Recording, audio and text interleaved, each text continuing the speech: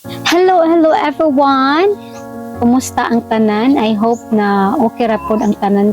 For today's video, I'm gonna share to you guys about my plan for 2024 na gina-impress sa ako sa Ginoo na akong buhaton o pinaagi sa tabang sa Ginoo mabuhatin ako.